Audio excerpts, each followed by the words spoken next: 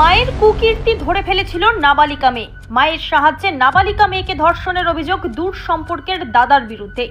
লিখিত অভিযোগ দায়ের হতেই নাবালিকা মেয়ের মা সহ দাদাকে গ্রেপ্তার করল পুলিশ। ধূপগুড়ি ব্লকের একটি গ্রাম পঞ্চায়েত এলাকার ঘটনা ঘিরে ব্যাপক চাঞ্চল্য ছড়িয়েছে। ইতিমধ্যে দোষীদের কঠোর শাস্তির দাবি তুলছে সাধারণ মানুষ। জানা যায়, ধূপগুড়ির একটি গ্রাম পঞ্চায়েত এলাকায় এক মহিলার সঙ্গে দূর সম্পর্কের এক আত্মীয় যুবকের বিবাহ বহির্ভূত সম্পর্ক গড়ে উঠেছিল। দীর্ঘদিন ধরেই তাদের সম্পর্ক চলছিল। আচমকাই তাদের ঘনিষ্ঠ হওয়ার দৃশ্য নাবালিকা মেয়েটি দেখে ফেলে। বিষয়টি নাবালিকা মেয়েটির বাবা কিছুই জানতো না বলে দাবি।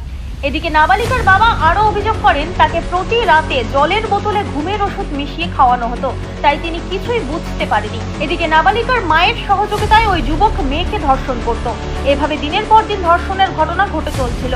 মেয়েটি 3 মাসের অন্তঃসত্ত্বা হয়ে পড়লে মেয়ের মা এবং ওই যুবক দুজন মিলে মেয়েটিকে গর্ভপাত করিয়ে আনেন। দিনের পর দিন এভাবে চলতে থাকার পর নাবালিকা মেয়েটি সমস্ত ঘটনা তার দাদাকে খুলে বলে। এরপর বিষয়টি নাবালিকার বাবা জানতে পারে। পরবর্তীতে নাবালিকা মেয়েকে নিয়ে বাবা এবং দাদা অভিযুক্ত দুজনের নামে লিখিত অভিযোগ দায়ের করে। পুলিশ অভিযোগ দায়ের হতেই পুলিশ নাবালিকার মা এবং অভিযুক্ত যুবককে গ্রেপ্তার করে। জানা যায়, ওই যুবক নাবালিকার বাবার গাড়ির চালক ছিল, এমনকি তাদের বাড়িতে থেকেই কাজকর্ম করত। এর ফাঁকেই মহিলার সাথে সম্পর্ক গড়ে ওঠে। তাদের দুজনের ঘনিষ্ঠ সম্পর্ক দেখে ফেলাটাই কাল হলো নাবালিকা মেয়ের।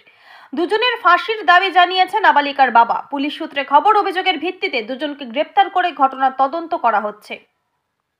ধূপগুড়ি থেকে ভাস্কর মোহন্তের রিপোর্ট, আমাদের টিভি। আমি তো ওটাই বুঝলাম না, ওই লোক